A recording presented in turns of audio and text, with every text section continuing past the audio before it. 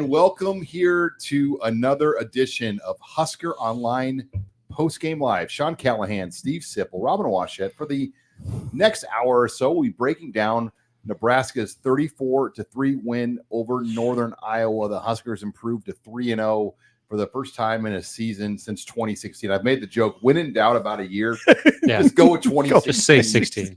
Since 2016. The Huskers look pretty dominant at times.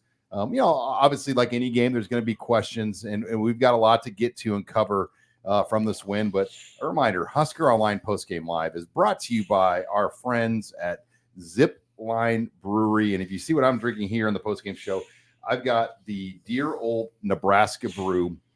That is their exclusive beer, tied into the Nebraska Alumni Association, brewed by Nebraska fans for Nebraska fans. Dear old Nebraska brew is your go-to for every kickoff, touchdown, and celebration.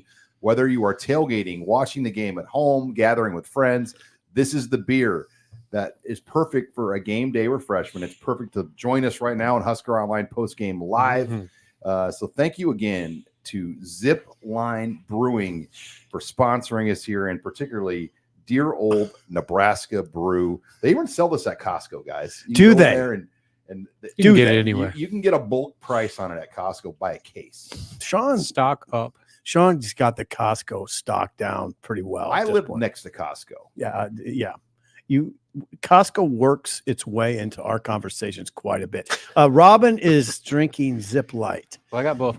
I got a Zip Light. I got a dear old Nebraska brew. I'm starting with a coffee. Start with a coffee? Yeah, it's been a day. I had my daughter's 8th birthday party before the game, and then the game, and now we're doing this. So I just want to make sure I'm dialed in. Nora.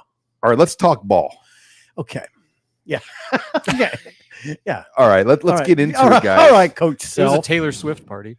You guys want to talk about the weather for the next 10 minutes too, or the football game? Okay. Well, Nebraska gets it done 34-3 over Northern Iowa. It was a weird kind of feel. Yes. Because the offense was dang near flawless to come out of the gates. They go 75 yards, 80 yards on their first 3 possessions. They get 20 points.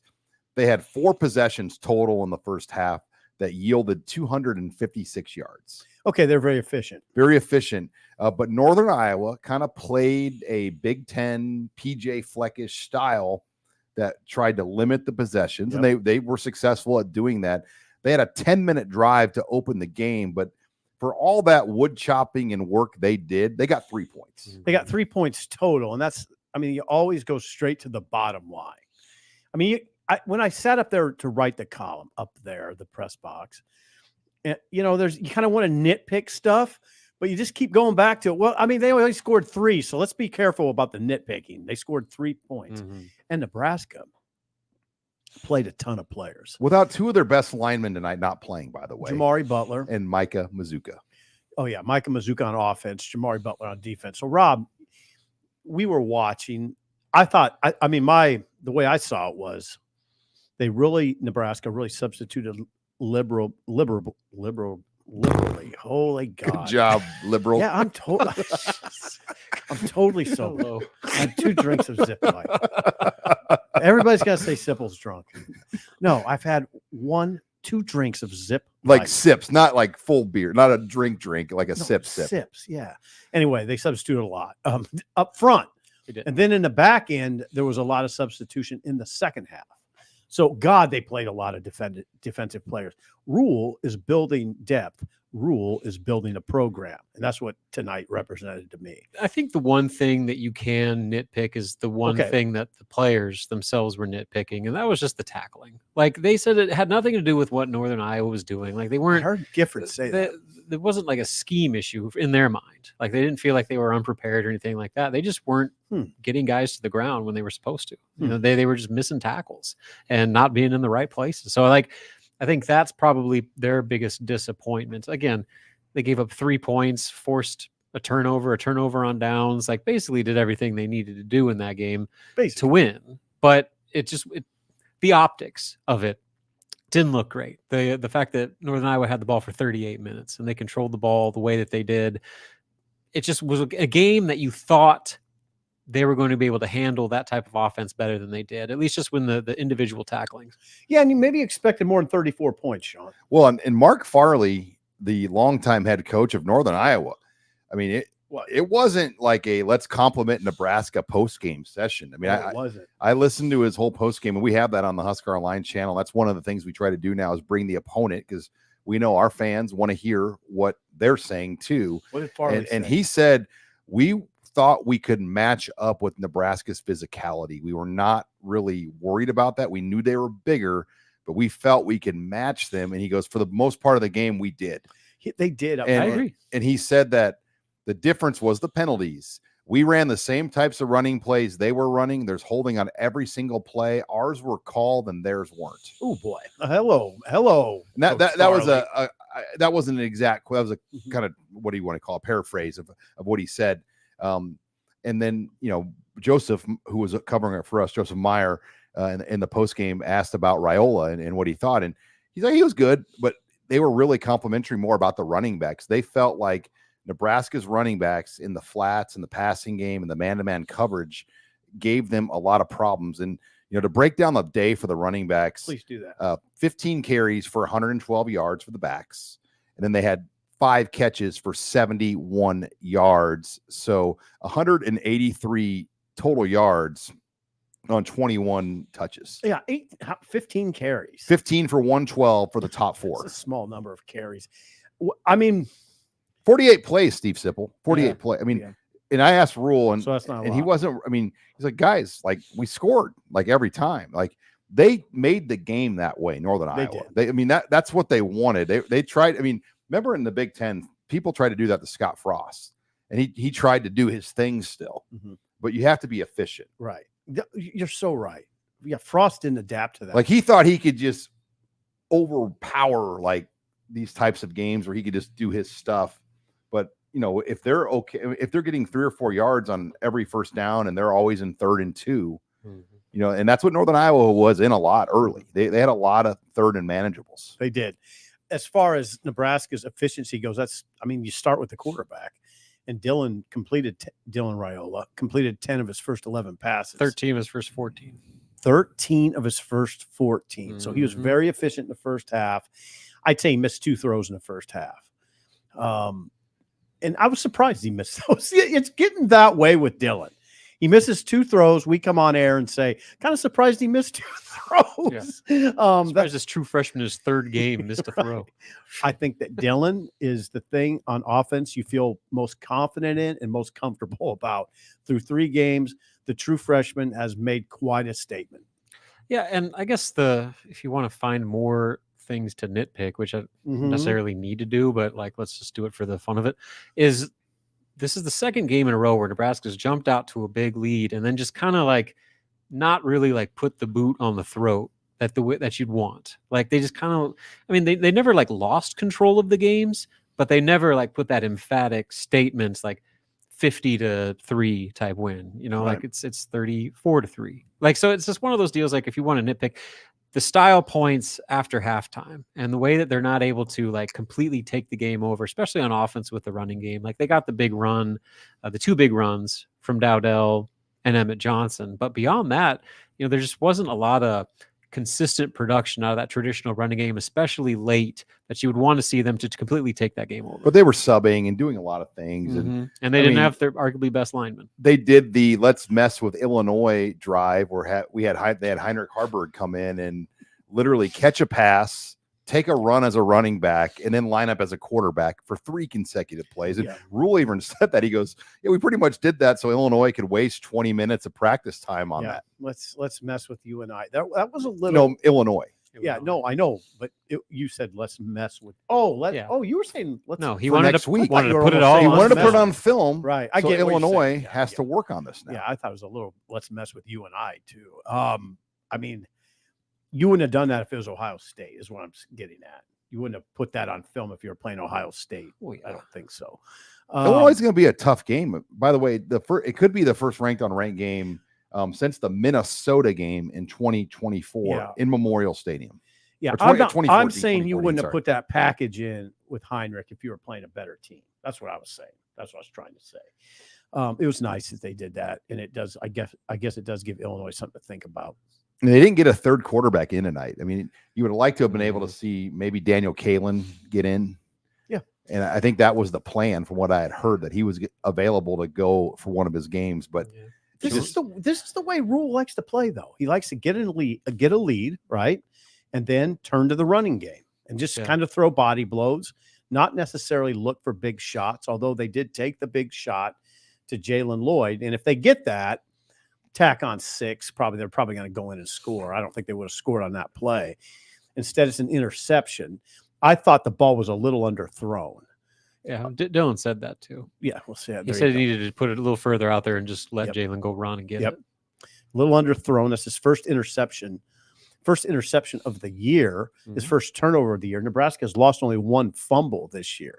So they're doing really well in that category. And they were even on the day. So they're +3 through 3. Okay, that's good. We'll take that. But the super chats are building, and the live viewers are building as well. So before we get to that, again, we're brought to you by our post-game beverage sponsor, Zipline Beer. We're also brought to you by CHI in football. Winning on the field starts with knowing your opponent. And for men, prostate cancer is one of the toughest. In fact, prostate cancer is still the #1 cause of cancer death for men. Let's look at the stats. This year, nearly 300,000 men across the country will be diagnosed with prostate cancer, and 2,000 will happen right here in Nebraska. With a well-executed game plan used this September, it's Prostate Cancer Awareness Month, and CHI Health is reminding men to stay on the offense with a strong strategy for early detection. It's been shown to improve treatment success and get more men over the goal line. Here's the game plan. Men age 50 and older should talk with their healthcare provider when to begin your prostate cancer screenings. If you don't have a provider, just go to chihealth.com and find a provider and a CHI Health clinic near you. Don't drop the ball, Husker Nation. Let's stay on the offense and beat prostate cancer at its own game. Get started today with CHI at chihealth.com. Okay, let's get into it. We have 15 super chats in the queue. So let's get right down to the questions. Dustin Brown comes right in. I appreciate your amazing coverage on Husker Online. The bootleg got us a few times, along with some poor tackling, but still a solid W. I'll see you all in Columbus in a few weeks, and the margaritas will be on me. Let's go, Dustin. We're staying downtown. I don't know where we're going, but I will tell you we'll probably be finding a steak somewhere. That's what we hope to do. Okay. Margaritas after that. And margaritas with the steak. But yeah, that's fine. Aiden Dunn was kind of one of those guys that was just slippery. He's a good player. I mean, this was like his Super Bowl. I mean, that guy, and they literally had to carry him off the field. Literally. Got hurt late, 4th quarter. I don't know what it was. He got hit in the pocket. He got hit in the pocket a lot, but it looked like they literally, it was 2 linemen that carried him off, and he couldn't put any pressure. And they fly to Hawaii this week, so you feel for him, because I mean, the way it looked, it didn't look like he'd. I will say that I was watching, and he, like, there was a point where they were like, they had a 4th down, and he thought they were going to go for it, and he was trying to run back onto the field. Okay, he was limping, but like, okay, I don't know if it's anything overly significant, which appears to be good news. Aiden Dunn, 13 for 25. No TDs, 1 interception, 117 yards. He was slippery. Carried it 11 times for 49 yards. Had a long of 11. He was slippery in the pocket. Tough dude. I mean, he laid it out there. Like he put his heart and soul into that. And they were 2-0 coming in. They're ranked 21. And Mark Farley, he's got a hard edge to him. He came off as just a crusty veteran in that postgame show. Did he really? Yes. He is a crusty veteran. This is Farley's 24th year in charge. And he's had a lot of success, but not in the last, since 2000. Two straight losing seasons. Yeah, it's not since. So I'd say not since the portal era. The portal era has not probably been good. I mean, FCS coaches in the portal era, it's hard. Yeah. Rob, I mean, you're kind of a UNI. You have your dad taught there. Full disclosure, born in Waterloo, Iowa, which is adjacent to Cedar Falls, home of Northern Iowa University of Northern Iowa. My dad taught there for almost 40 years. So I was going to UNI games before I went to a Nebraska game. 40 years.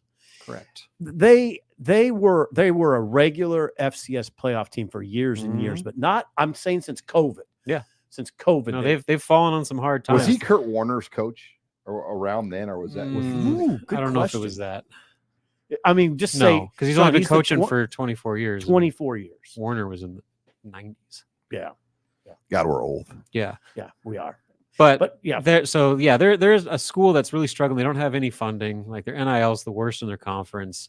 Their facilities are really behind the times, and so like they're trying to get back to where they were. But I think they got a good squad this year. I thought they were way better, despite what the final score might indicate. I thought that they played way better than I would have even given them a chance to play in that game. Me too. And Farley's right. Especially on the lines. Yeah, that's the take, guys. This is something to discuss. It did concern me some how they were pushing Nebraska's defensive line around at times. They were on schedule a lot. They on were. Offense. And if you just watched the trenches, they were moving people. I would like to know how base Nebraska tried to play them. Just like we're going to line up in literally the most vanilla base and just see if we can win. Yeah, and they weren't winning sometimes. And now, as you pointed out in the press box, they were playing backups a lot. And I don't know if that's preservation. Are they? If you're trying to preserve Nash and Ty, Jamari Butler, we should mention, did not play tonight. He warmed up, did not play a single snap. You mentioned Nebraska missing an offensive lineman. That was Micah Mazuka. He missed the game because of coach's decision. Wasn't as far as I know, he wasn't dressed. I was looking. I had my binoculars out and I was looking around the sideline and never saw him. Nebraska was playing a lot, like Vincent Jackson. He's just going by now. Played a lot. Keona Davis played a lot. James Williams played a lot. Brody Tagaloa made his debut. Got in there for a few plays for sure. Saw him hugging his family on the field. An emotional moment for that young man who had been through a lot of injury adversity. That was first half. I'm talking first half. Game wasn't decided. They were playing those guys up front when the game wasn't decided. It was interesting. Yeah, Rule plays the long game. I mean, he really does. He is about playing. He's playing 5 moves ahead. Yeah, he's plays the long game. Yeah, he's playing guys in the defensive backfield a lot in the second half. Backups. You saw Stephon Thompson play for Mekhi Bayer tonight. You didn't see. I guess you saw Vincent Shavers quite a bit. Yeah. You saw a lot of down the line. Compare this game to the last time Nebraska played a Missouri Valley team in the stadium, North Dakota. Okay. And just how stressful that. I mean, Northern stressful. Iowa played at an equal or just as good of a level as North Dakota did. But Nebraska that day, it was a high-stress game. It was a high-stress game in part because I thought if you think back to that game, there was a lot of confusion on defense. I remember the palms up. I remember so often in the first half, guys for Nebraska on defense were looking at each other like, what are we supposed to be doing? There was a lot of palms up. You don't see that as much with Tony White, but again, they were a little bit off balance tonight. Yeah, I think UNI, the way they came out throwing, caught them off guard a little bit. They spread them out. They did. And then they brought them back in. Like, I think they were expecting like power I formation, just run between the tackles every play. And I wonder what they're expecting. But that wasn't what they got. All right, let's get back in the super chats. Huskered for Life chimes in, which is $4.99 super chat. Thank you very much. Brian Corkle comes in, and this is about the Irish song, preempting the O'Callahan's whining about the Killigan song. Wow. Are we sure he's really Irish? The stadium experience is great. Don't change a thing. Love the team and all you guys do and cover them. And I will say, Brian, I'm coming around because the students and I'm on TikTok, which Robin's not. Sipple and I are on TikTok. For some reason, Robin doesn't get on TikTok. We're all over TikTok. Which I don't get it, Robin. That's you. Well, I'm not a 25-year-old girl. That's why. Well, whoa. Simple and I exchanged scenes from Sopranos in The Wire. We do. Look, I can only handle so much social media, right? I'm already on it way too much. Another platform is not what I need in my life. The Irish Killigan song has kind of taken on this like TikTok life of its own, where the young co-ed women of the University of Nebraska have done their own little videos of it, and it's kind of got some street cred going. Okay. And I do think it has picked up. Winning. Yeah, you mentioned. Hey, you know what? Everything's better when you win. Yeah. All of a sudden, all these little quirks that they do are a lot cooler and more embraced when it's backed up by winning. And you know what's more than winning? Ooh, that's a book by Tom Osborne. It's more than winning, though. I think what people see is promise. They see reason to believe in the future. Look at that stadium tonight. I know. I mean, Full. it was butt to butt full. Yeah, Like, it was full. It was not like spread out, put No. your legs out. It No. was freaking full. Isn't that amazing? Isn't that I amazing? mean, how many teams in America fill up for Northern Iowa? Hardly any is the answer to that. There's a few, but I mean, I know this when Nebraska went to Columbus, Ohio, when Adrian was a young quarterback, we were out there on that 2018. sunny day, 11 a.m., and it wasn't close to packed. And the guy I was sitting next to said, no, for 11 a.m. games, it's often not here. I mean, that's Ohio State. That's Ohio State with Urban Meyer. Okay. So, yeah, we always tip our cap to Nebraska fans. We might as well do it again. It's incredible. It's This incredible place fan base. loves night games. Oh, the God. Or Yes. early night games. I mean, if I'm Troy Dannon, I'm saying every year, September, give us as many night games as you want, because we do. And by the way, the light show was supposed to happen again today with the drones. Yeah. But they had some radio frequency issues. Yes. I Frequency. talked to issues. a bunch of people that were at the game that said like their cell service wasn't going, like they couldn't send texts or get Yeah, calls. I couldn't send texts early in the game. They So- weren't going through. And the spokesperson we talked to that told us about the drones said that they were having some communication issues, like with the helmets. with the headsets. Yeah, headsets. Yeah, Keith Mann. I'm just going to say his name. Keith We Mann. got some national security issues going on here in the stadium. What's going I on? don't know if it's It's a Sean. leak. Sean, I don't know if it's national. Okay, let's get into on, Tom always a great Soprano. super chatter. Scott's Tots comes Yeah, he's in. good. This is your guy. It's fun to watch how the defense gets better the closer they get to the end zone. Yeah. Mhm. Defenders are fun to watch. By the way, Sean, I hate ranch and mayo too. Team hate mayo, hate ranch. Thank you very much. I don't understand the hatred for ranch. A little bit of mayo. Yeah. I do eat mayo though. Yeah, like if it's somebody like puts it on a sandwich, I won't like turn it away. I don't actively seek out mayonnaise. I do. And I'm Two- a no Thousand Island dressing guy, by the way, on a Reuben sandwich. Hey, 2 Scott's Tots points. Let's talk some ball here. Thanks, Coach. Okay, Coach Self. I agree. Like that was kind of the thing that Northern Iowa was doing. Like that kind of defined this game, is that while they were getting yards through these long drives, they couldn't ever punch it in. They couldn't capitalize when it mattered. And Nebraska's defense found ways to get interceptions, force turnover on downs, get the stops when it needed to keep the game under control despite having some issues between the 20s. Yep. Sip, what did Carl Pelini say to you once about defense? It was like between the 20s. Well, I mean, I don't remember the exact quote, but it was something that Carl stressed. Let a team wear itself out between the 20s.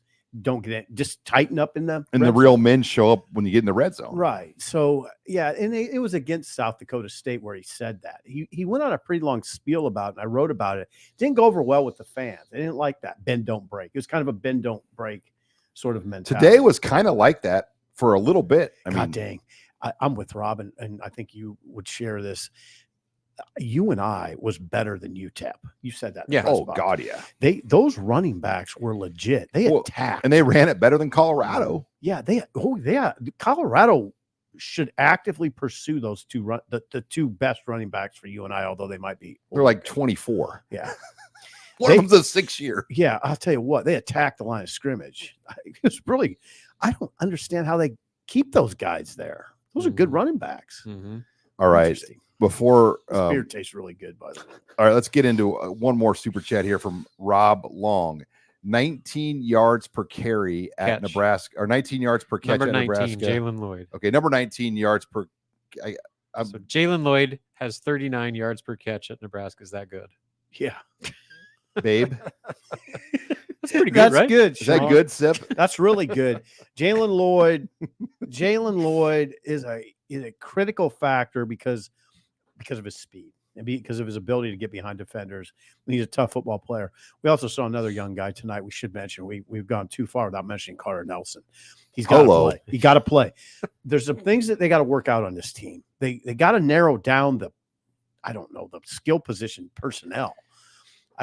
You got a lot of it, so it's a good thing. You have a lot. Hey, but if they were going to do it, this was probably their last opportunity.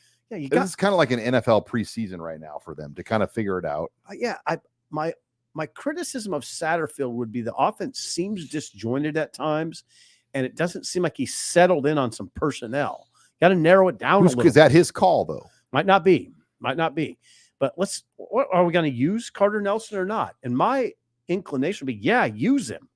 I mean, look at him. He's a matchup nightmare. Look at him. Don't overthink it. Dowdell, I don't know what they're doing with Dowdell at this point. Well, remember the point with that rule made earlier this week is that he has that asthmatic issue, whatever, to where like he gets so worked up that they have to take him out. So it's not a deal like, all right, you had a big run, you're out. It's, hey, catch your breath so you can come back into the game. So that's part of it with him. But I agree. Like now that they're going into league play, they got to tighten that up. Like, I mean, there's guys that have had their opportunities to show what they can do, and none of them have done anything with it, at least to the level that Dowdell, Ramir Johnson, I probably put Emmett as that third now I guy. think you got to put Emmett in there too. They used him specifically as the third down back because Rule made a good point that when Emmett Johnson's had his best games, it's been late when they're kind of as the closer type role. And so maybe that's kind of how he fits in. I don't know. I don't know, Robin. My counter to that would be Dowdell looks like a hell of a closer to me. He's never gotten the opportunity. No, he hasn't gotten the opportunity. Dowdell is the most explosive of those guys. So it's hard to veer away from that. I don't know, though. And Ramir's probably the most reliable. So Emmett gave him something tonight, though, too. He did. He really did late. I mean, I think, I don't know if you agree, but I mean, Gabe feels like the fourth guy. He's clear definitively the fourth. Clear fourth. Yeah. And I like Gabe. I do too. I mean, he's a great teammate and all that, but he's number 4. There's a pecking order, and he's 4. All right, one more super chat here from Tyler before I transition. What happened to the 1890 logo on the field? Great question, Tyler, and we appreciate you, Tyler. And by the way, if you saw the drone tour of Memorial Stadium's new facilities, Tyler did the drone tour for him. Nice, Tyler. Okay, answer that, so because you have some inside information. The logo was not on the field after being on there last week, and immediately like, what happened? You could see where it was, and remnants. You could see the remnants. Talking to a direct source that would know, there was nothing at all. Like it's going to be something they put on for some games and take off for others. So it's evidently not going to be a permanent 7-game deal on the field. It's going to be something that we'll see at different games. I'll be curious if it's back out there Friday. I wonder so. if Troy Dannon would be surprised at how the reaction was. Well, you could still see it. Yeah, you could still. I say remnants. It wasn't like there was paint out there. You could just see like the outline kind of in the grass. I just didn't understand why you'd go to the effort to remove it. Right. Seems like unnecessary work. It's peculiar. I mean, it's peculiar. That's what it was. But yeah, I would imagine it will be back again at some point this season for different games. But thank you again for joining us for Husker Online Postgame Live. Gentlemen, we are brought to you by who? Zipline. Zipline. Yeah, hold on. We are makers both of enjoying dear old Nebraska brew. Dear old Nebraska brew. Sipple's got a Zip Light. They are the official postgame beverage sponsor. I hope you are enjoying a Zipline with us as we break down Nebraska, Northern Iowa. We are also brought to you by Babbel. Have you ever wanted to learn a foreign language? Babbel makes it so easy. You don't have time to go back to classes and watch online videos and do all these things. Babbel will give you quick 10-minute lessons that are handcrafted by over 200 language experts to help you start speaking a new language in as little as 3 weeks. They're designed by real people for real conversations. Why pay all this money to have tutors to help you learn a language? Babbel has you covered, and we have a great special for our Husker Online postgame live viewers. Just go to babbel.com/Husker. That's BABBEL.com/Husker. Use the promo code, or excuse me, no promo code. Just go to babbel.com/Husker, and we're going to give you 60% off your Babbel subscription. That's 60% off at babbel.com/Husker. Terms and restrictions may apply. Thank you to Babbel for sponsoring us here on Husker Online Post Game Live. Okay, moving into the next super chat from Rob Morris. In use first 3 opponents and wins versus I's first 3, Illinois. I guess the real comparison would be Colorado versus Kansas. How do you compare those two teams? Good question. Because Kansas just lost to UNLV. UNLV surprisingly good, strangely good roster. Well, Barry Odin. Barry Odom, yes. Yes, I guess. I mean, Barry Odom, Paul Bear Bryant, usually about the same thing. Well, Barry Odom's a good coach. I mean, he's good. He was an SEC head coach. Yeah, he was fired. Well, come on. I mean, Missouri still had. He got fired, but it's not like he was good enough to get the Missouri job. Getting Sean going. We got him. Hey, he's good, and they're good. UNLV's good. Colorado looked good tonight, though. Colorado, the last I saw was up 28-9 on Colorado State at Colorado State. It's good for Nebraska. It is. It's a flex. Rule said they were good. I mean, Rule was in that, I don't remember his exact quote, but boy, he likes Colorado. Their defense was surprisingly improved. It was. I thought that coming out of the game in Lincoln. They didn't quit. No. So that's a good response by Colorado. So what else? Today, Illinois beat a directional Michigan. Bowling Green? No. Central Michigan. Central Michigan. In their opener, Illinois beat Eastern Illinois. Okay. Yeah. So they haven't played much. The win against Kansas obviously is impressive. Now, I've heard that Illinois wasn't overly impressive in that game in the win. Kansas has got some things that got to get worked out. Turnovers were an issue for Kansas, and turnovers have been an issue for Jalen Daniels at Kansas. Big issue. Okay. Now, Sean, I think you're assuming that Illinois will be ranked. I'll kind of believe that when I see it. Yeah, I don't know. Like Boston College got beat today. Yeah, we'd have to see what happens. There's going to be some room in the living room for some new teams. Okay. So maybe that they would get in there. I would say Nebraska would be a touchdown favorite. It would be the first ranked on ranked game in the stadium in over a decade. And that means, who was that?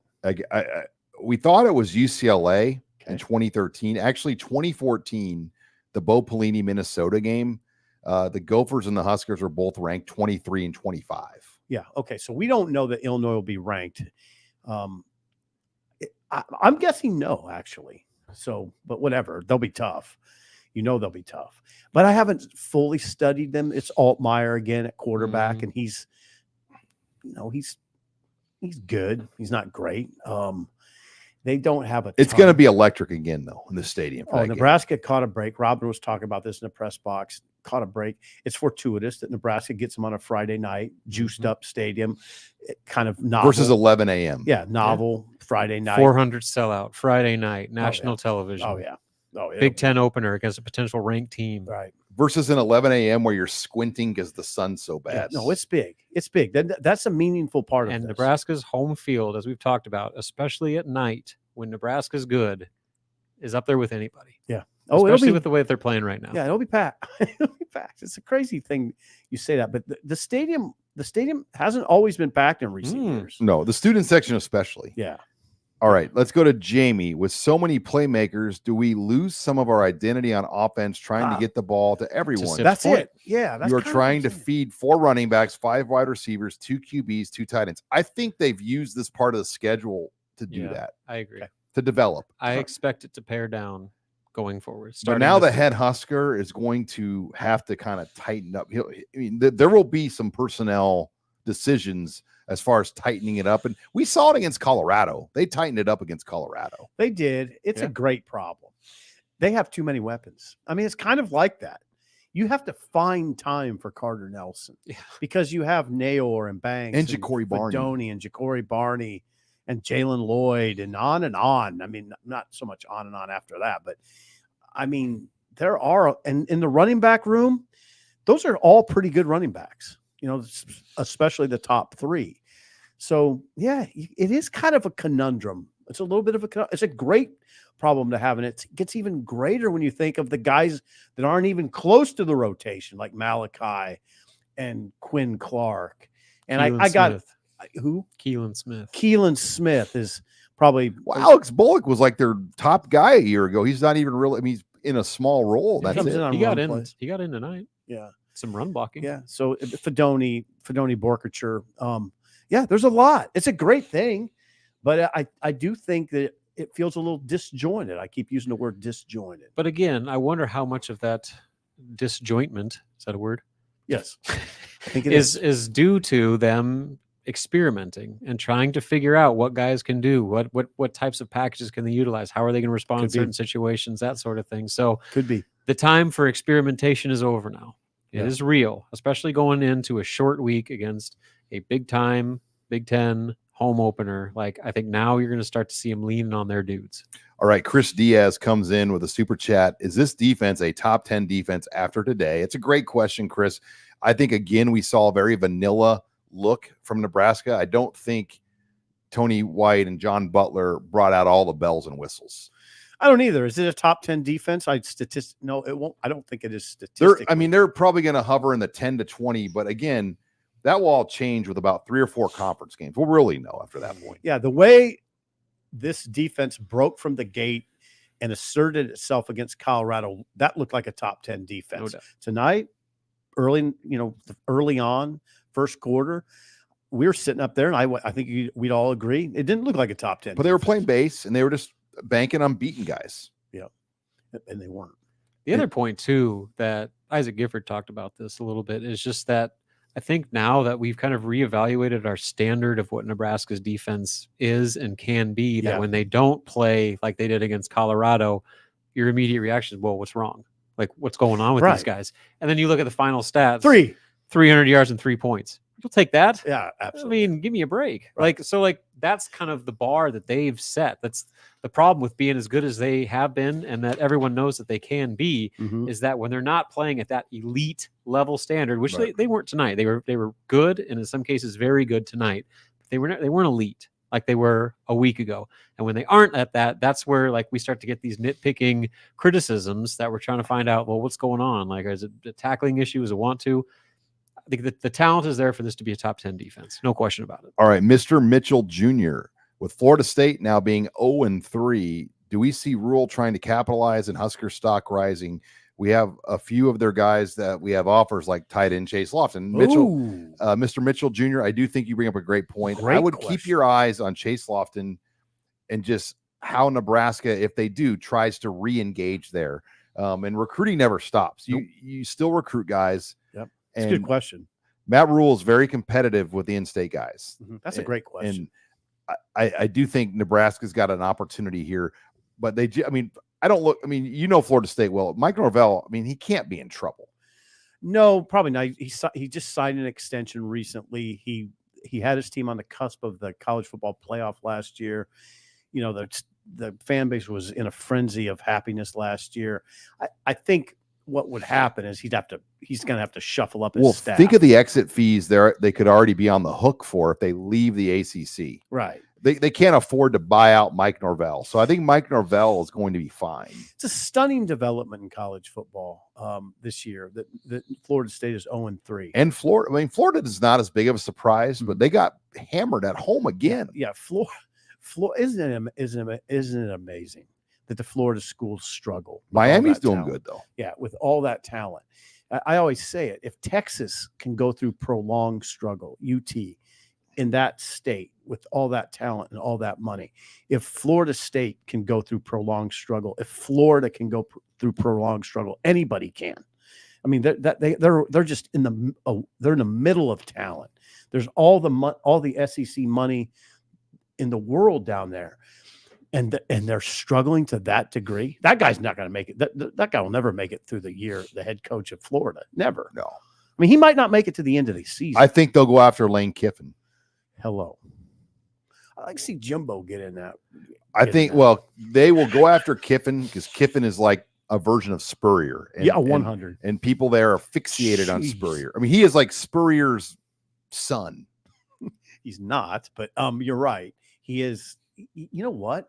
He does have a lot of Spurrier quality. And he'll stay at Ole Miss and he'll get another raise. I wonder. Ole Miss is rolling. Ole Miss is looking hot right now. Yeah, they're rolling. All right, Bowman 78. I was down last week after the second half, but bring on the Rule Aid. This is Big Red country. We're going bowling. I'm going to drinks on me, gentlemen. Screenshot that. All right, we got it. We're going to see you Bowman. at some bowl game, and we'll be looking for you. John O'Reilly comes into the super chat. We appreciate you guys. Great humor. I'm live in the San Diego area. Live in the San Diego area. He's live. He lives. I have a hard time sometimes with like super chat lingo. It's all right. I'm like Ron Burgundy reading the prompter here. Excited to have ticks for the USC game. Yourself, San Diego.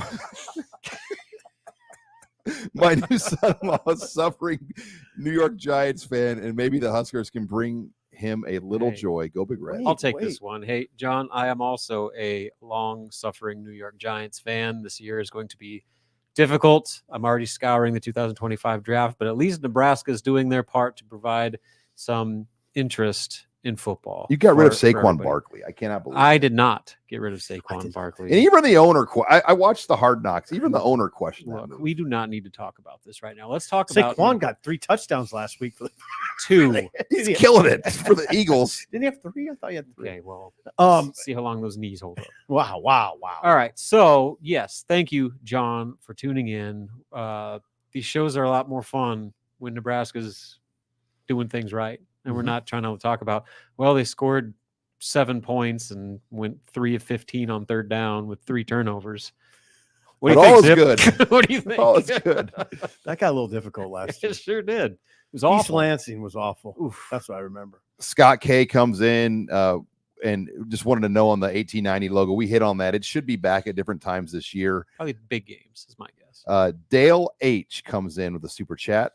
Tackling did seem a little bit sloppy, but 3 points makes me not care. 3-0, baby, and it feels great. Go Big Red from sunny Wichita. Don't eat the Mexican food, right, Steve Sipple? I mean, at certain places, I mean, don't eat if there's cold chicken in a taco, don't eat it. I mean, I was telling somebody today that story again, where it looked like chicken of the sea, and I just talked myself into there must be a part of Mexico that has that sort of like cold chicken that nope, just in Wichita. Nope. They just brought it out of the refrigerator and put it in my taco, and I ate it and got deadly sick. I tried to douse it in hot sauce and thought, okay, I'll make this work. It was bad decision. Life advice from Sip. Yeah, don't if you eat cold chicken burritos. Yeah. If it's cold, don't just stop. Keep going. All right, let's move through the super chats. Zach Nicky comes in with a super chat. Thank you very much, Zach. Alex Eli comes in. Okay. We had a chance to kick field goal. My Ron Burgundy here. Sorry about this, guys. Field goals before the half. Instead, we go for it. Chance to get field goal reps. Why go for it? Chasing 3. I sure hope a game doesn't come down to 2 field goals. Your take. I think you make a valid point there. I believe it was a 42-yarder that they opted not to go for. Mm-hmm. And I think the down and distance on 4th down was one that the analytics say Dylan Raiola at 4th and 2 or 4th and 3 or Tristan Alvano at 42. Right. What are you taking? I'm taking Dylan. I'm going for it too. Yeah. Now 4th and 7, 4th and 8, I think you kick. But the kicking operation was sound tonight. They had we should mention this. Flaggy. Okay, Flaggy. They had a new long snapper that replaced Camden Watucky, who was the starter for the first 2 games and was regarded as the starter throughout the offseason. Aiden Flaggy from Lincoln Southeast, who was not even on the football team last year. He went to Iowa Western in 2021 and 2022, sat out last year, joined the team this year, and here he is. I think he did a good job. From our vantage point, you can't see it perfectly, but it looked like the operation for the field goals was good and the extra points was good. Yeah, I mean, they've a couple chip shots and the extra points. So, I mean, like they went without issue. But to the point about the end of the first half, I do think that probably the recent struggles played into that. Like maybe if they were more confident in their kicking game, sure, you take the points. But right now, they had the opportunity to keep the ball in their best players' hands to try to not just get 3, but try to go get 7. I like the odds there, especially where they were on the field. It didn't work out, but I don't mind the decision there by Matt. I am still, how casually you said, keep the ball in your best player's hands. I mean, we have to keep reminding ourselves that this is a 3-game player. I mean, he's a true freshman. And now it's very casual. Put the ball in your best player's hands. Well, you could probably argue other guys, but I don't know if that argument would I go wouldn't. very far. No, I wouldn't argue other guys. Well, the way he delivers the ball to the other players is what makes him even better. Yeah, Yeah, just it's the little simple things too. swing passes to Yeah. Barney. Like, they can't run that play last year. Sean, you brought this up a bunch of times. Like, just the ability to just seamlessly do that and hit your In receiver swing play. in stride to get that speed on the perimeter at a full sprint like that. That was something that was not in the playbook. Like, they could not run that play last year. Now they can.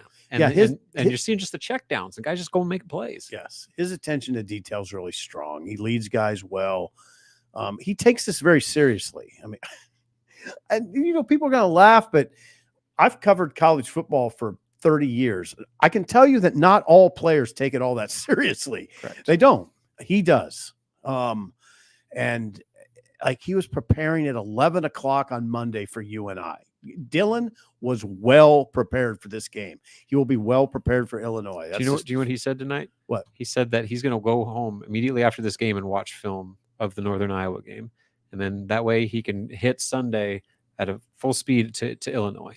Like, he's a freshman that's after a night game going to go home and watch film. He has a very elaborate setup at his home, a film setup, and it's elaborate. It's not, he just doesn't lay in bed and look at his iPad. I mean, it's an elaborate. It's like a setup. theater room. Yeah, I mean, Dylan is a young professional, and they are very lucky that he's leading the offense because of what Rob said very casually. He's their best player. How about that? How about that? 3 games in, we it's already pretty clear. Well, guys, we have over 1,300 live viewers, so we appreciate everyone for joining us again. Husker Online Postgame Live brought to you by the official postgame beverage of Husker Online Postgame Live, Zipline. Robert and I are drinking a dear old Nebraska brew. Sip's got a Zip Light. We hope you are enjoying Really a good Zipline beer with us as we break down Nebraska, Northern Iowa. Pick it up all over Nebraska, anywhere you can pretty much buy your favorite beverages. Thank you to Zipline for sponsoring us here as the official beverage partner of Husker Online Postgame Live. Rob Morris comes in with a super chat. Great point from Rob. Does it surprise you that Indiana, Illinois, and Rutgers look like the toughest games we have coming up besides Ohio State and USC? And I think Rob makes a great point. Indiana could very well be undefeated. And according to one source I spoke to, Fox is eyeing that game as a big noon kickoff. Hello. Whoa. How about that? It could be a 6-0 versus 6-0. Nebraska, it's going to be a very difficult game for Nebraska because I don't think they're going to hold Indiana to fewer than 17 points. I mean, they did Colorado. Rutgers plays Virginia Tech next week, too. That's one to watch next week. Rob, it's a good point. And, talk about Nebraska's strength of schedule. Indiana hasn't played anybody. I mean, beat UCLA tonight handily. Yeah. Not UCLA's not very good. No, in the Rose Bowl, they won that game. I know, but UCLA is not good. And they've got a head coach that is a rookie. Yeah, no, so does Indiana. No, well, he came from James Madison. He's a proven coach at James Madison. Yeah, Google him. He says that. Sean does not know that story. Well, he had a press conference, Sean, and he was pointing out his record and said, "Google me." So people call him Google me. Google me. And then, but you haven't heard that. UCLA's coach, Deshaun Foster, has never been a head coach. Right. They're just not very good. I'm not totally surprised that Indiana beat them. I'm a little surprised by the final. And Rutgers hammered them. Rutgers plays Virginia Tech. That's a game to watch. Oh, that is 100% a game to watch. Tyler Redwine, great supporter of Husker Online. Thank you, Tyler. What happened to the drone show tonight? Also, anyone see the drone tour of the new TO Legacy Complex? We hit on that, Tyler. We saw it because you did it, Tyler. You were the artist of that drone tour, and you are a great resource to Husker Nation for what you provided there. The drone show had issues tonight. They had some frequency issues.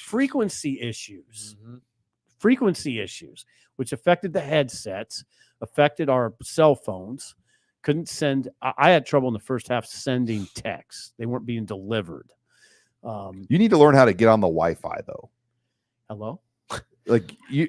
I know this because we have a shared plan. Okay. And I get this email every 20 days into the month.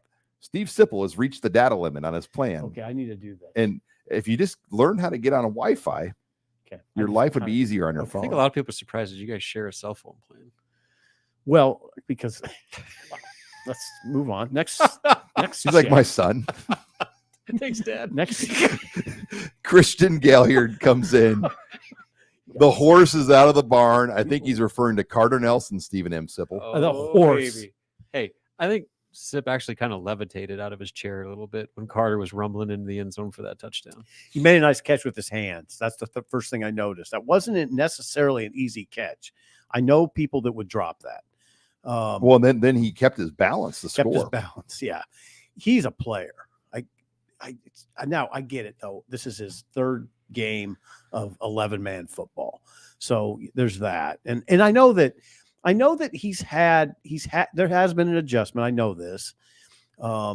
He probably could use some confidence, and he probably got that tonight. It's hard. It's easy. It's easy to get lost in the shuffle in that position group, the receiver group for a young guy, because they got old guys. I don't know what to say about it. I think we should see him more. I don't know if we can. I don't know if we will. I think it's going to have to be in ways that we saw tonight, where they have a set of plays for him. Mm-hmm. Like clearly, the script to open the game included him on it, Right? Mm-hmm. And it worked. and he had 2 catches for 41 yards. He had a touchdown. Tonight, Banks, who we figured would be one of their leading receivers, has 1 catch. That's after last week when he was very quiet too. He's a surprise. I thought Banks might be more productive. I thought Banks was going to be a 1,000-yard guy, and he could still do it. Targeted 3 times, 1 catch for 13 yards on 3 targets. Who got all the targets besides Carter? Jacory had 4, Nelson had 4, Nayor had 3, Emmett had 3. See how spread out that is? That's what I'm talking about. A bunch of other guys with 2. It's a hard team to plan for because nobody really has all the stats. Right. You'd like to see Jacory get the ball a little bit more.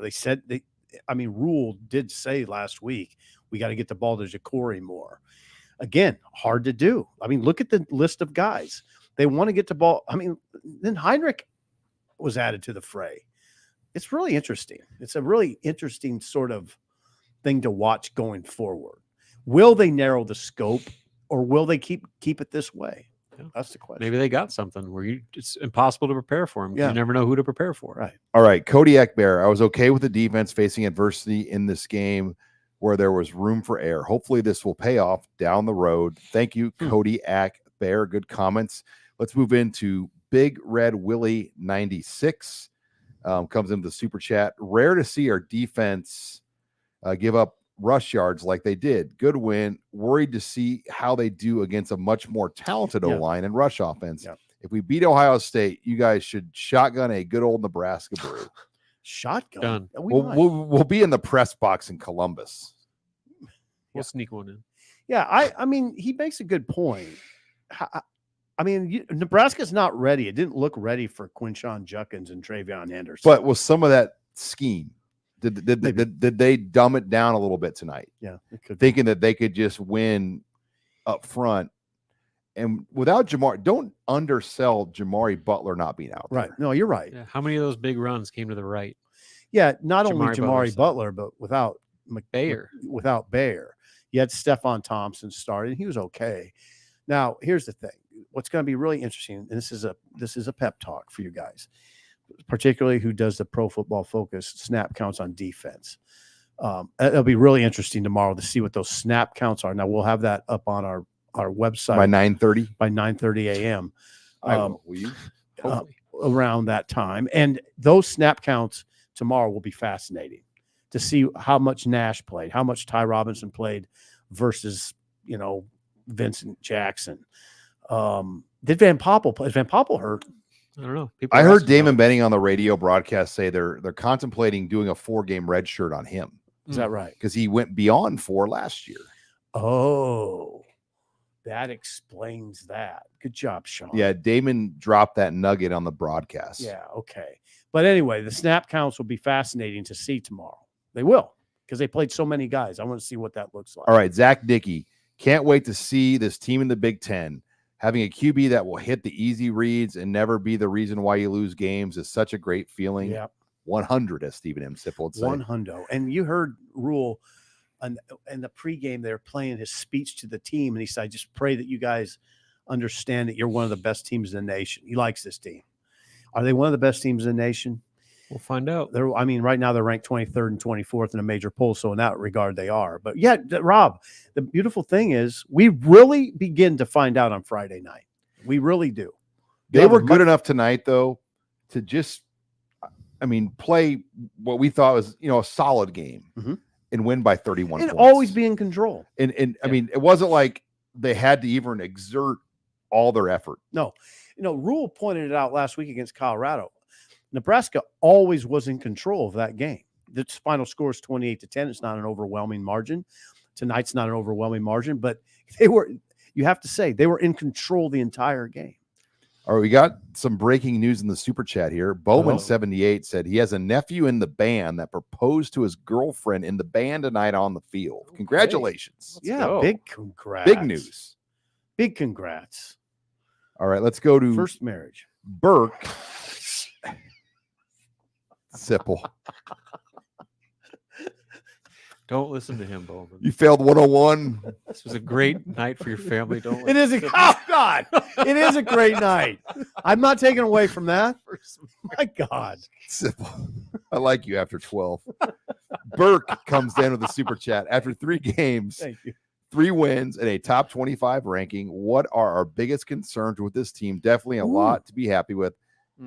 Question. The biggest concern. What is it? There's no major ones, I don't think.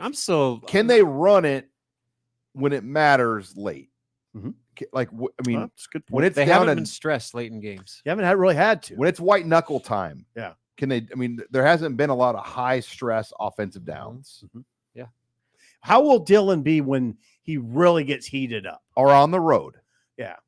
Oh, I'm not worried about the road factor. Just when teams really heat him up, what's that going to look like? Yep. Because he hasn't Colorado did to a certain extent. He handled it really well. But I'm talking about like a Big Ten rugged defense. What will that look like? I don't know. I don't know enough about Illinois if they have that. Yeah. Today didn't do anything to change my worries about the kicking game. It didn't. They a 31-yarder and a 21-yarder and some extra points. Like, okay, good. They made those. So did like every high school team in the country this week. So like that is, especially when we get into league play, it's so, again, we've talked about so many times, they devoted their entire offseason to 3 points. And now your biggest issue right now is stability and consistency in your kicking game.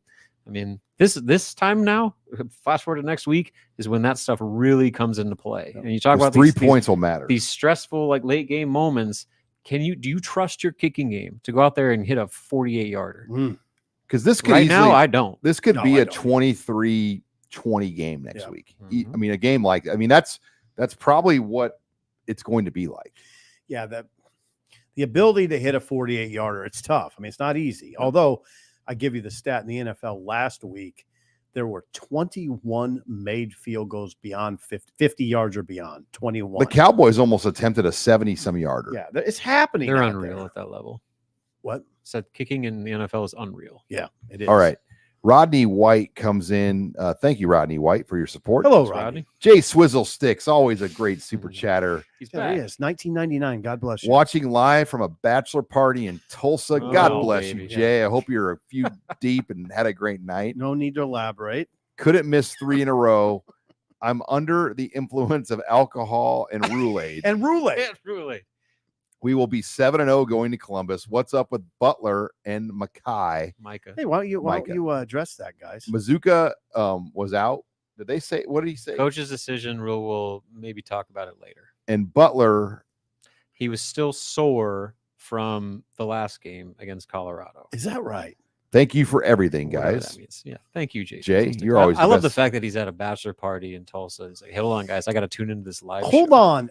Did Rule tell you that about Butler? Yes. So Rule said that Butler was still sore. He could have played if they needed him, but I think they wanted to rest him, especially looking ahead to a short week against a physical Illinois team. They wanted to make sure he was ready to go. That was at least the explanation. He suited up. He went through warm-ups, but the interesting thing, he never had a helmet. Right. Like there was In no warm-ups chance. he did. Yeah, in warm-ups, but like on the sideline, no helmet. When he walked back onto the field at halftime, no helmet. Like he was not going to play. We didn't see Mazuka, which is No. peculiar. He wasn't in the building. No. That we noticed. Yeah, peculiar. So, again, coach's decision is all that was said about that. I don't know that. Now, do we know for sure he wasn't around? Didn't No, see him. We just didn't see him. Okay.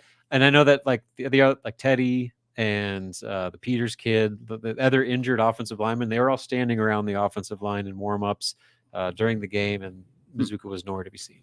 Okay, Kodiak Bear comes in with a really good fact here. Nebraska is also 3-0 against the spread. You know Gotta what love they it. say? Good teams win.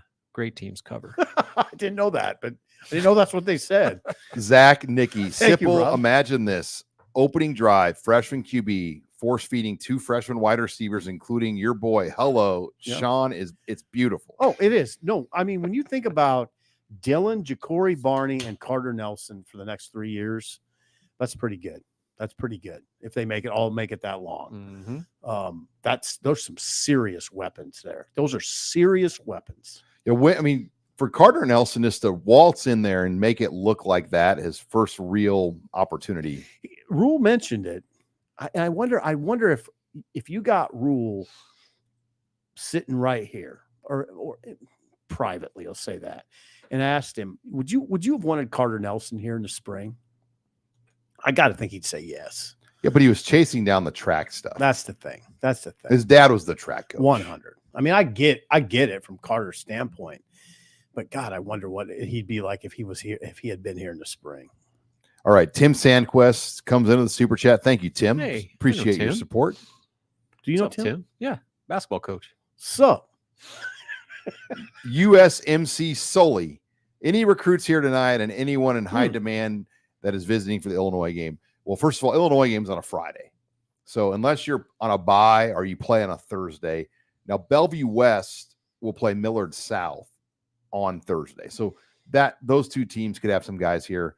But as far as this weekend, Matt Ledwick was probably your top dog. He's the top player in Montana, 2026 tight end athlete. He's cousins of Vince Genatone, first cousins. So they're all in town at the Genatones. And I think Nebraska really is in a good position with him moving forward. We'll see where it goes. But he's got Georgia, Michigan, you name it. ooh, what position? Tight end, athlete, you name it. Tough. That's a talented room at Nebraska. Mm-hmm. Okay, let's go into Adam. I'm not going to Didel or Didel. What did I get that right, Robin? Hold on. Why don't you ask me? Yeah. I gotta go D. Give me Needle. give it a shot there, Sip. Didel. Die? Dowdell. Yeah. Let's call him Dante. 3 of 12 down. I need an update on your record predictions from the HOL Peanut Gallery. Keep up the great work, fellas. I think 8, very good chance today. Yeah. And I think 9 is in the views. Yeah. think I, so. I kept it conservative and kept it 7 and 5 all along, and I think that is probably going to be low balling them pretty good. Because Wisconsin all of a sudden looks like a really great opportunity. Iowa looks like Iowa looks like a great opportunity. UCLA, and then you got Illinois, Mhm. and you got Rutgers. That's Purdue. 5. Purdue. Oh, Purdue. yeah. Purdue that just gave up 70 to Notre Dame. Did they give up 70? No, it was like 60. 66. Yeah, 66, I believe. Yeah. I get where you're coming from. Hey, Notre Dame went to Purdue and scored 66. As Sean pointed out, you look at that Purdue game a little differently now. That stadium, if it is an 11 a.m. kick, or I guess noon out there, that could be a morgue of a stadium. Morgue. So the way things set up in college football, it's, you learn a lot as the season goes. Two very clear things we've learned is that Purdue's down again, but we're learning that Indiana is probably going to be a bigger bear than we thought. We think. Yes, we think. I mean, I'm pretty sure. I would love to see Indiana play a good team, though. Mhm. Like a quality. All right, Tim comes in. He said, you guys should do a live pregame show in the rail yard. It would be electric. Well, it's complicated because I'm on a live pregame show with Channel 7. Sipple's on one at the ticket. Mhm. And it's really, really hard to do a live pregame show because everyone's just loud and I mean, what I've learned doing any live show anywhere, like it's hard to get like the crowd to really listen. Yeah, it is. They don't hinge on your every week. No, and we are going to do a live show though on the bye week with Zipline. Okay, we don't know And where yet. We're working on it, and Ethan has a location in mind already. but we will be doing a Thursday night live show at a Thursday bigger night. venue with Zipline Let's Okay. go. that can house 200 people. Okay. We'll be ready this time for a bigger crowd, which is a good problem to have. Josh Paulus, great win today. When's the last time the O-line has been at least the least of our worries after 3 games? Give the fellows their flowers. Go Big Red. I'll also say Dylan is really good at playing the pocket, which helps that O-line, because there were a couple times where Mark Farley brought the sink, and Dylan just kind of like scoots up and avoids it. I mean, he's good at there were stepping 2 up. or 3 moments where Farley brought it, dialed it up. And Good. Yeah, but I'm glad that, thank you, Josh, you're right, Sean. Thanks to Josh for bringing this up. You know who we haven't talked about at all, which is good news? Turner Corcoran. We've not brought up his name. He's held up very well. Remember how big of a concern and hand-wringing point that was? Yeah. Was previous QB play, though, was a factor because quarterbacks didn't get the ball out, and they escaped the pocket. The quarterback is supposed to stay in the pocket. Yep. I'm going to stay with the offensive line, though. Turner Corcoran, we don't even bring him up. He's obviously holding up well. No snap issues ever. I mean, just give Ben Scott credit. He's very solid. There's never a snap issue. God bless that. We've seen snap issues here from a great center, Juergens, and it was a mess at times. A disaster. It was a mess. We never see that. It went like 20 yards over his head. Yeah, it was ridiculous at times. Right tackle, Ben Hart's solid. Jason Jenkins is solid to very good. Justin Jenkins is very solid. Justin Evans. Good job, Jordan. Hold on, Jordan. But he went by Jenkins for a while. Evans Jenkins. Yeah, Evans now Jenkins. He's just Evans. Yeah. He just did all that to confuse you. Like, let's just trip up Sipple. Yeah. So no, I'm glad that Josh mentioned this. I am concerned though about what the situation is with Mazuka. Just the unknowns around there, and the fact that Rule declined to give any details on it. And is this something that could be more than just a game? The fact that he wasn't even there, I'd be a little less worried if he was, just in, his little t-shirt and warm-up pants or whatever. If that were the case, and maybe it's not that big of a deal, but the fact that we didn't even see him there, he is arguably their best offensive lineman. Right. And you saw the difference he makes. That Colorado game, the push they were getting on the interior in the run game was evident. Oh yeah. And I didn't see that as much tonight. Right. All right, let's move it in. Crypto King. This is a great stream for Husker fans. The bald dude talking has all the Husker knowledge. He is truly the GOAT. Go Big Red. Who's he talking about? Talking about you? I guess. Wow. Are you bald? I'm balding. All right. Thank you, Crypto You are King. truly the GOAT, Sean. You're truly the GOAT. He does have all the knowledge. Like Ludwig, for instance. Just knows it. You get a photo of Ludwig? I got it from his uncle. Okay. Good job. I was not able to get him because I missed him, but Vince Shenatone's father, Al, sent me a photo of Ludwig in Matt Rule on center field. Trey, I would send it to you if I was more with it. It's on my phone right now. But you're fine. Huskin Corn comes in. Thank you very much. And then he has a question. I thought I was the GOAT. Oh, go ahead. Wait. Why do you guys think? Okay. What do you guys think of Dylan copying Mahomes in the pregame and how he plays? People seem to be getting all annoyed with it. No, I'm not annoyed at all. Dylan has addressed it and said that it kind of shot it down. Although, the hairstyle's similar, the number, and he does do some things that Mahomes does in the pregame. Yeah, the side-by-side stuff is pretty striking. It is. But here's the thing about it. Dylan's just out of high school, and he emulates the best quarterback on the planet. I just fail to see why that's and he knows Mahomes. They train together. Yeah, I don't see it as an issue. Dylan's his own guy. He's his own cat. He doesn't try to be Patrick Mahomes, but if he's emulating certain elements of Patrick Mahomes, I think that's actually healthy. I do. I mean, Mahomes is the best quarterback on the planet. The thing is, Dylan wants to be the best. You have to have a level of talent to be able to do it. Yeah. There are plenty of guys that want to be Patrick Mahomes, but can't. Right. Dylan has the talent to go along with it. So if he wants to do the things that make Patrick Mahomes the greatest quarterback that's ever played the game physically, sure. Yeah. That's a pretty good role model. Yeah. Rob, Sip, you have an invite. Come to Northwest Arkansas. Okay. We have great Mexican food and more. We promise you won't get sick, Sip.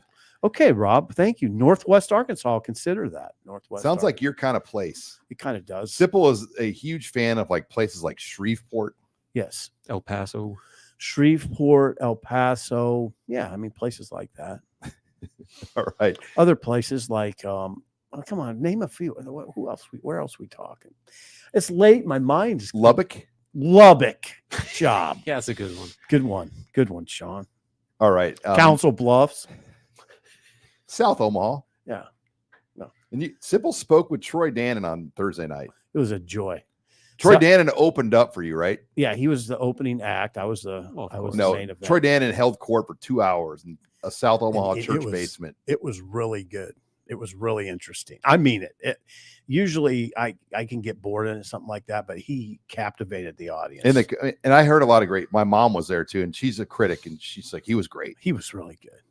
Fascinating. All right. Mac comes in. Thank you, Mac, with the super chat. Nick, I'd enjoy one Steve Sipple 100 hot take. You could make a whole new weekly headline out of this, in my honest opinion. Just for inspiration, here's my Steve Sipple 100 hot take. We will be 7-0 playing Ohio State. Okay. That takes you have a hot take tonight. Yeah. My Steve Sipple 100 hot take is get the ball, find ways to get the ball to Carter Nelson 100. More. Just make sure he's included. Make sure there's plays, 5 to 7 plays where he could get the ball. The big horse was in the he talked up front tonight. Yeah, I saw that. The big horse is making moves. Hundo. I mean it. I'm not joking. He's a special talent. You can see it. He's a big, strong kid that can move. He has football moves. He catches the ball well. He's not an average player. So that's my hot take. More Carter Nelson. All right, Huskin Corn. Where's Malachi Coleman? We think he's going to redshirt. That's kind of the plan right now. We've got one from Big Red EDC. Go Big Red from Vegas. Great show as always. Thank you very much. We're trying. Sodak Marketing. Can we sponsor SIP's data plan? 100. Hundo. Yeah, I know what you're talking about. You get like by about the 22nd day of the month, you get reduced data because you don't put yourself on the Wi-Fi. Right. Like whatever Wi-Fi you're at your house, right. stadium. That's what you're talking about. Yeah, it's a simple fix. It flashes up on the screen, as a matter of fact. So you actively just don't connect? I just press cancel. He raw dogs. I raw dogged it. Let's not do that again. Oh God, yeah, you said it again. Sean, it is after midnight. All right. Well after midnight. Adam comes in with a super chat. Can we take a second to acknowledge how good it feels to criticize wins? No I doubt. love the show. That's the theme of this whole week, is that we're trying to find things to be concerned about, and they won by 31 points in a game that was never close. Matt Rule made mention of the beast that he said that's the beast that is Nebraska football, and it is a big burly beast.